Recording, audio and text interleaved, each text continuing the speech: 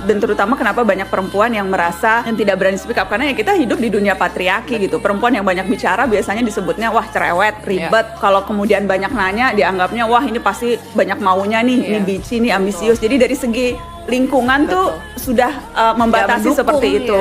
Terus dari segi internal sih kan kadang-kadang kita ragu-ragu ya kalau mau ngomong ya. Aduh nanti gue dianggap bodoh nggak ya? Kalau gue ngomong ini nanti gue jadi disebelin nggak ya? Gue jadi disukain nggak ya? Yang gue omongin nanti bener nggak ya? Jadi ada keraguan-raguan itu yang kerap kali menghalangi kita untuk berani speak up. Nah, kenapa kemudian orang juga nggak berani ngomong adalah menghindari konflik. Kalau soal cinta itu jangan cari pembenaran di akal, nggak akan pernah ketemu. Cari pembenarannya tuh di sini. Tuh Mas Yasban. Kalau pakai ini nggak akan nemu, pasti ada aja nggak cocoknya. Jadi khusus untuk cinta, dengarkan di hati. Menjadi mahasiswa adalah sebuah privilege. Keistimewaan yang tak semua pemuda diberkahi kesempatan. Kalian adalah bagian dari 35% anak muda seusia kalian yang bisa merasakan bangku kuliah. Itu adalah peluang, kenikmatan sekaligus tanggung jawab. Karena kalian adalah mahasiswa, maha dari siswa. Karena kalian anak-anak muda pilihan yang berkesempatan mereguk dalamnya sumur ilmu pengetahuan.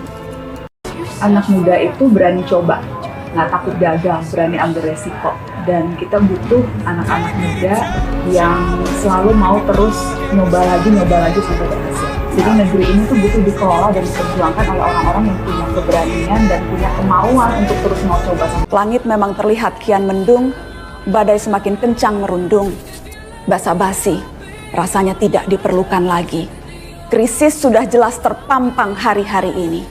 Mungkin saja kita memang akan kalah, tapi kita bukan pecundang yang pasrah, yang sudah gantung sepatu sebelum pertandingan, yang menunduk dalam-dalam sebelum peluit panjang. Kita tidak rela melempar handuk ke lantai, karena kita belum sudi. Saya pernah baca buku, Oprah Winfrey pernah bilang, "You get in life what you have the courage to ask for." Keberanian kamu untuk mengungkapkan apa yang kamu mau dan kamu anggap penting, itu yang kamu akan dapatkan dalam hidup. Kita hidup cuma satu kali. Jadi kalau kita mau dapat sesuatu, mau mengubah sesuatu, mau membangun sesuatu, mau dimengerti, pilihannya cuma satu, berani bicara. Ada resiko yang harus diambil, tapi menurut saya itu harus dan layak dilakukan, karena saya juga ingat ada satu ungkapan Cak Lontong, hidup yang tidak dipertaruhkan tidak akan pernah dimenangkan. Dan untuk memulai hal yang baru, mencoba sesuatu yang lain, yang memang terkadang kita harus berani mempertaruhkan apa yang kita punya.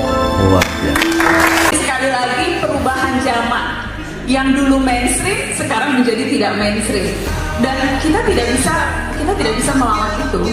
Saya selalu bilang, if you're finished changing, we're finished. If we're finished changing, we're finished. Kalau kita tidak berubah, kita akan punah, kita akan ditinggalkan. What you know about rolling down in the deep? When your brain goes numb, you can call them mental freeze. When these people talk too much, put the shit in slow motion. Yeah, I feel like an astronaut in the ocean. Saya pernah baca buku, Oprah Winfrey pernah bilang, "You get in life what you have the courage to ask for." Keberanian kamu untuk mengungkapkan apa yang kamu mau dan kamu anggap penting, itu yang kamu akan dapatkan dalam hidup. Kita hidup cuma satu kali. Jadi kalau kita mau dapat sesuatu, mau mengubah sesuatu, mau membangun sesuatu, mau dimengerti, pilihannya cuma satu, berani bicara. Masih perlukah sekarang kita jualan es batu ketika semua di rumah kita ada kulkas? Masih pentingkah kapal feri ketika jembatan penyeberangan ada di mana-mana? Apa kabar penjual ensiklopedia? Masih adakah yang punya ensiklopedia di rumah ketika Mbah Google begitu setia pada kita? Jadi, tidak ada pilihan untuk berubah. Tidak ada pilihan untuk berubah. Dan itu yang saya sadari dan kemudian membuat saya menjadi tambah yakin teknologi itu. Ada satu kisah yang waktu itu saya baca yang menggambarkan bagaimana teknologi bisa dengan mudah mengubah hidup seseorang. Pelukis di Prancis sangat terkenal, Ernest Massoir namanya, wafatnya di tahun 1891. Ia sangat terkenal di Prancis dan itu artinya terkenal di dunia karena kemampuannya untuk melukis wajah dengan sangat presisi. Bukan hanya wajah manusia, melukis objek apapun dengan sangat akurat. saking terkenalnya museum di Prancis itu, di Paris, mendedikasikan satu wing khusus untuk sang pelukis memamerkan karya-karyanya. Dan selalu disebut ia adalah pelukis yang paling akan bertahan lama. Semua orang percaya kemampuannya yang sangat luar biasa itu akan membuatnya dikenang sepanjang masa.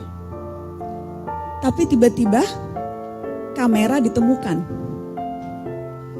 Dan pada detik itu skillnya, kemampuannya untuk bisa menggambarkan objek seperti hidup menjadi tidak lagi relevan.